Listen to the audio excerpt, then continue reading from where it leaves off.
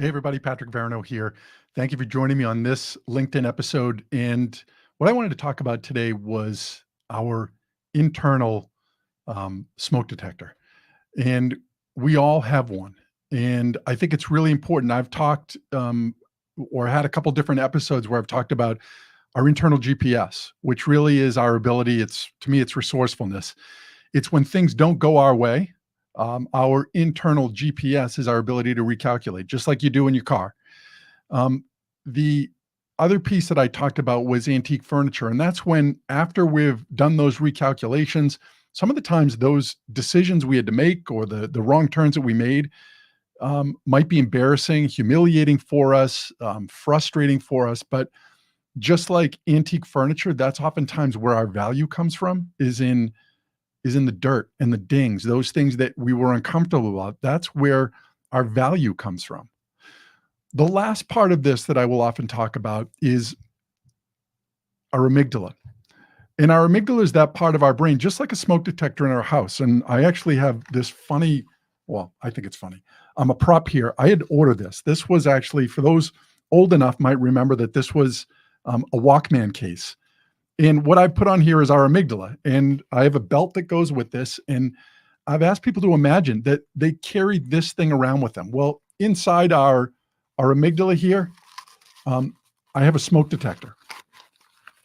And in our smoke detector, we have fight, flight, or freeze. And to me, this is really no different than our amygdala. The smoke detector, this helps us out in our houses, right? That if there's something that burns on the stove, we simply, and the smoke detector goes off, we go over and we wave something in front of it and it goes off. We know that it's not a real emergency. But the smoke detector is doing what it is meant to do. It doesn't know the difference between burnt food on the stove and a structure fire. So it's simply going to let us know that, based on what it's supposed to sense, that something is not right. And it's up to us to decide at that point, is this a real emergency or not? And our amygdala is much the same way. It is meant to protect us from outside threats. The problem is that it also doesn't know the difference at times between what's a real threat and what's a perceived threat. And the importance there is that it requires us to then step in and be able to say, this is not a real emergency. So it might be something like, I'm getting ready to start a new career, or I want to start my own business. And our amygdala is saying, don't do it, right? You're going to fail. It's going to be a huge mistake. Financially, this isn't going to work out. That's what it's trying to do. It wants to protect us. That's all it's doing, but it doesn't know all of the stuff that maybe we've done behind the scenes to make sure that we are ready. I will tell you, back in 2008, when I decided to first start my own business for the first time, this smoke detector was going off. What, are you crazy? You're in an industry that's really safe. You've got a great package with this company that's being sold. Why would you want to do this? I went and actually took that chance. And then the financial crisis of 2008 happened. And my amygdala was going off. Now, part of that was a real emergency, I think, at that point, but it really was questioning, or forcing me to question, what am I doing here, right? Should I be doing this, right? Our amygdala is constantly going to do that. Should I date a new person? Should I end this relationship or start another relationship? Should I take these classes? Our amygdala is constantly going to be looking for ways to make sure that we're not putting ourselves at risk. But oftentimes, just like burnt food on the stove, it's not a real emergency, and it requires us to do that. I think one of the most damaging words that we can speak around this is the word but. It's the word but. I want to start a new job, but I want to start a new business, but I want to ask this person out, but I want to lose weight, but every one of those times we say that, Les Brown had a great saying. He said that when we use the word but is an argument for our limitations. So the word but is an argument for our limitations.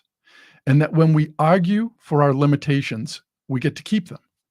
right? When we argue for our limitations, we get to keep them. And I think that is so accurate when we say the word but on any one of those things, and just insert whatever it is.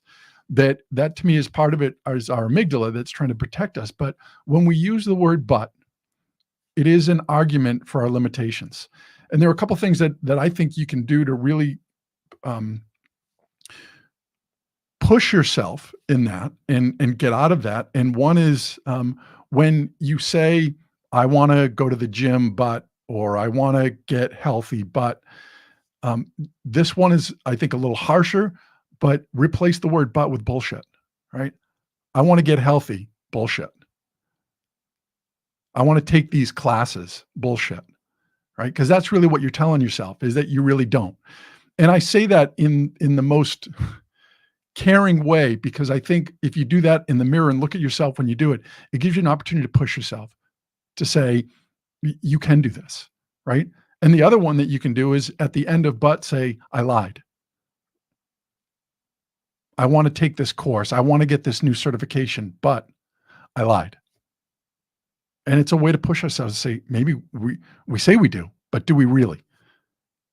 Now, another way that we might be dealing with this amygdala that might be too difficult for us, I think, on our own to be able to turn it off, right? It's more than just waving something in front of it. That there's a tool that you can use, and it's based on work around cognitive behavioral therapy, and this is called the thought record. And I love this series of activities because I do think it really can help us to on even more significant things where we just can't seem to shut this smoke detector off. To me, this is about when we go to the thought record, this is like, the first time you wave something in front of the smoke detector and it doesn't go off, then this is about, you actually take the thing off the wall, you unplug it, and you take the battery out too. This thing is completely shut off right now. You're not using this at all. Now, I say this with a warning that this isn't just we go and do whatever we want without any concern or worry about things, right? That we know that some of these things that clearly, when we slow down, we know that they're not really huge issues. So the first one, in regards to the thought record, is we ask ourselves, what is the evidence that would say that my thought right now is true? And what is the evidence that would say that what I'm thinking about right now is false?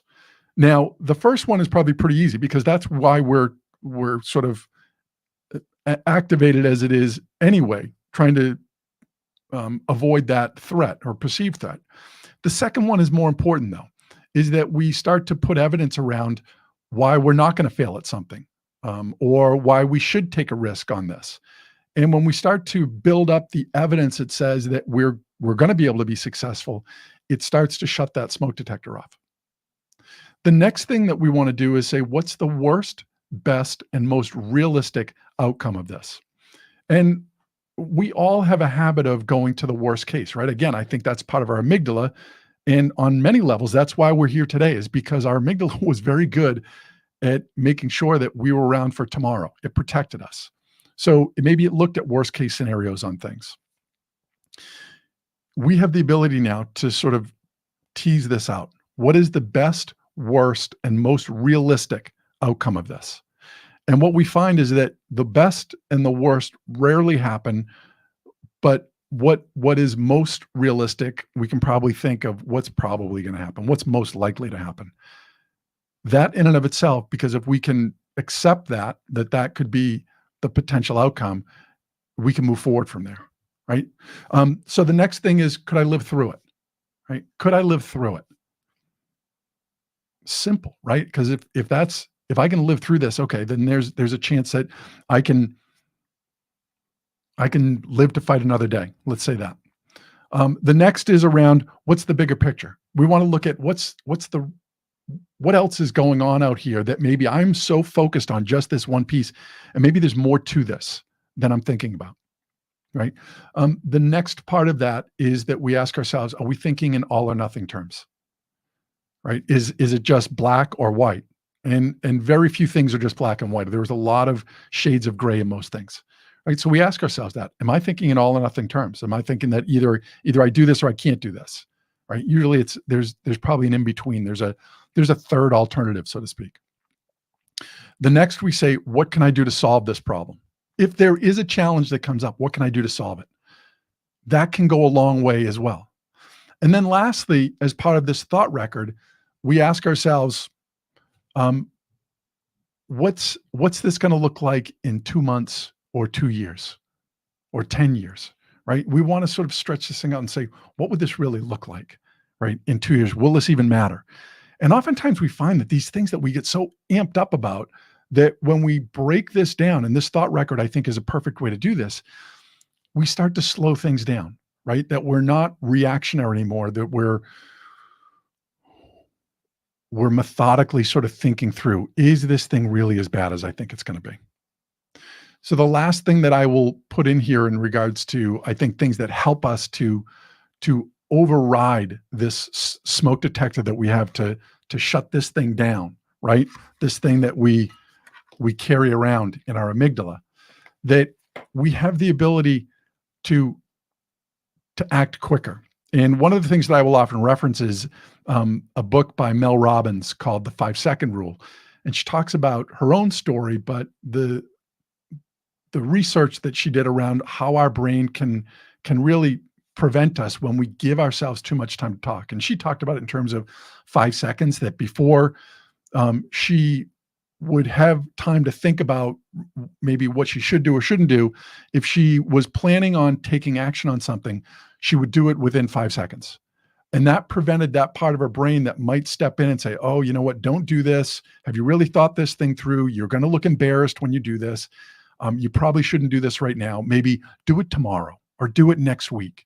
And that in and of itself, when we give ourselves less than that 5 seconds, when we just take the initiative to go out and do it, then we don't give ourselves that time to sort of convince ourselves why we shouldn't do this. That amygdala doesn't take over to give us all the reasons why we shouldn't do this, especially when it's not a real emergency. So I hope you found this piece valuable as it relates to the smoke detector. Again, we all have one of these, and we all are faced with the challenges at times of having them go off when they really don't need to. We can override them.